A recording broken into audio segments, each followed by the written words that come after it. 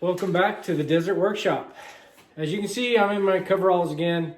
Earlier today I did the Mazda oil change, and I decided that I would go ahead and do the truck so I can get a little bit of better camera angles, because under the car, 6 inches off the ground, it's kind of hard to get these angles. So I'm going to go ahead and do the Dodge Ram 3500. It's the first time I've done a diesel. First time I've done a diesel that I owned. But I'm going to see how this goes. There's a lot of nooks and crannies you have to get into. I was watching a video on how to get the oil filter off.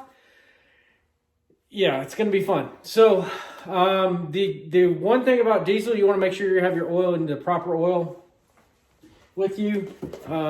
This is the kind that they recommend, a 5W40. It's a T6 synthetic.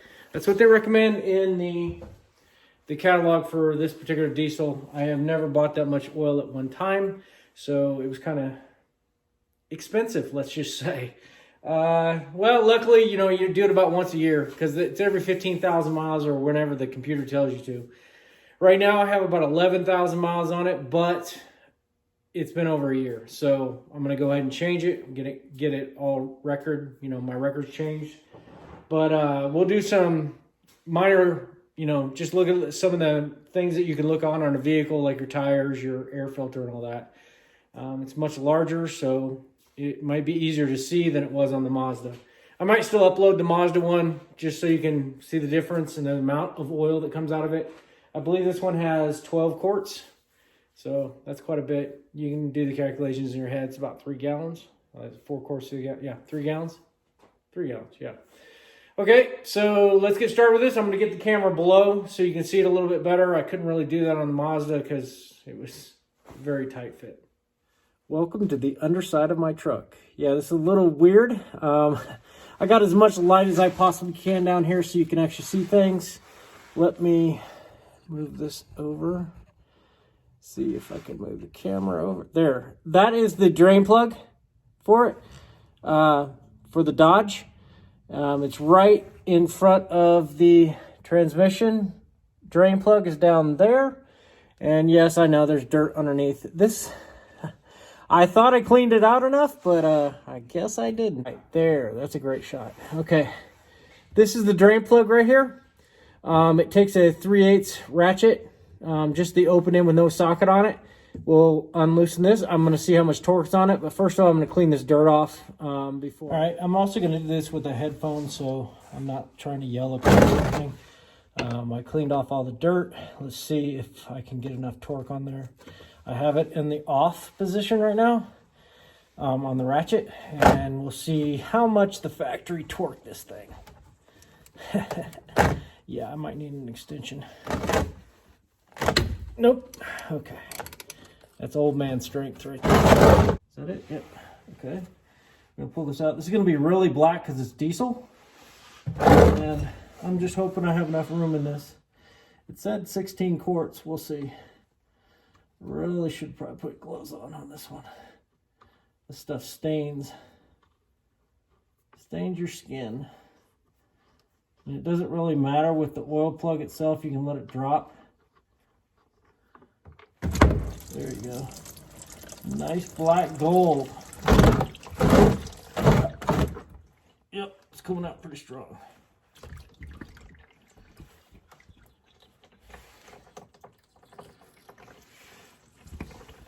So that'll be a little bit of cleanup there. Clean up on aisle 4. Yeah, this truck, I thought it was going to be a little higher up. It's high, but compared to the Mazda, but there's some stuff that's low. Okay, I'm going to go up and open up the filler tube. All right, and like that, it's pretty much drained. So I'm going to go ahead and put the drain plug in. I had to shut it off for a little bit because I was airing up the tires. That's one thing that is really good to do when you are doing your oil changes, is always check your tires. I mean, in cold weather, you want to check them more often, just because for some reason, especially if you have aluminum rims, they just really like to I gotta get the torque on that too. They really like to go.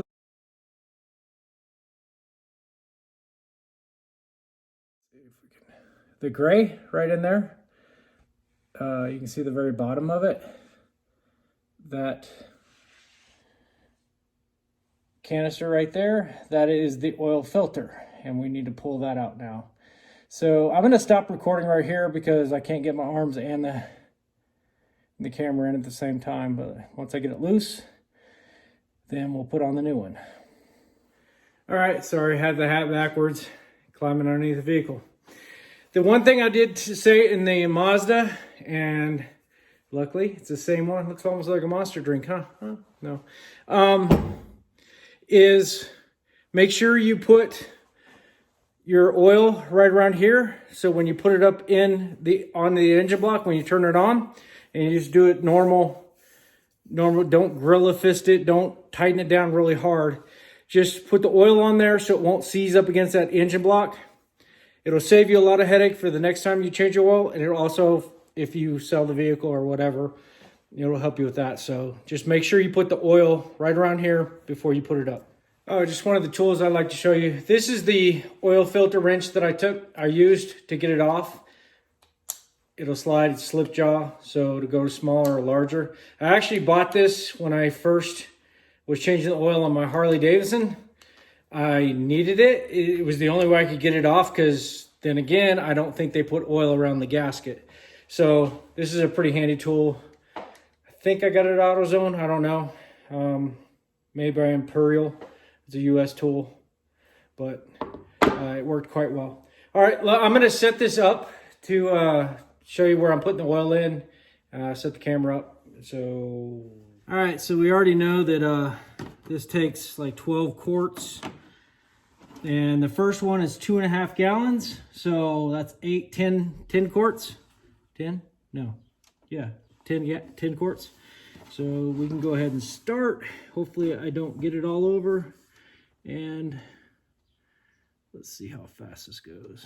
I mean, it's 0 weight, so 0.40. Is this 0.40 or no? 5W40.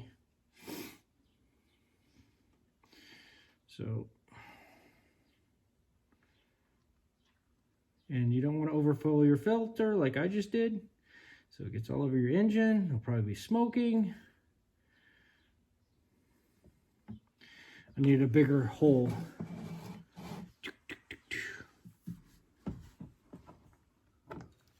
Welcome back. Yes, you can tell I'm wearing totally different clothes. I went to edit the video and the whole back end of the video was gone because my phone was taking video in 4K for some reason. I don't know why, but it filled up my phone rather quickly.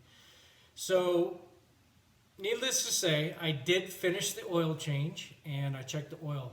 When you finish pouring your oil in, double check your oil, check it once, start it. You know, you want to somewhere on the dipstick when you first start it, run it through the filter because that filter's sitting upside down. A lot of the filters are upside down.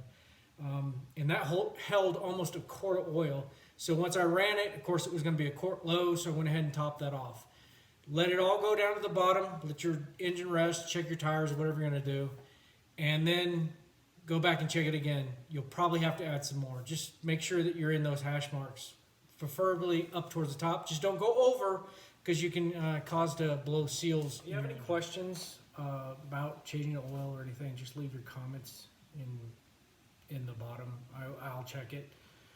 Just like, subscribe to the like everybody says on YouTube. Like, subscribe, tell all your friends, co-workers, and all that. All right, so that pretty much covers the oil. I am sorry that I didn't get the end of this, but if you watch the Mazda one, you'll see how to end doing your oil. It's pretty much the same thing. The only thing that I didn't show, and I did show it in the fuel filter video, is if you have a newer vehicle that you can reset the oil filter life, go ahead and reset that. I showed you how to do it on the fuel filter, and the oil filter is pretty much the same. The only difference with that is with the oil filter, you do it with the engine off. With the fuel filter, you do it with the engine on. It's I don't know why they do it. And then I believe the oil filter did go back to 100%, where the fuel filter only goes to 99. Don't ask me why. That was RAM. Oh, coming up this year, this summer, because we're coming up on, well, spring. We're coming up on spring. I might do some different things outside of the workshop. There's some projects that are coming to the house that I will be doing, and there are also some things maybe on RV that I work on. Maybe we'll even show some camping videos. I don't know. It's, you know, it's the YouTube channel. It's what I do for fun.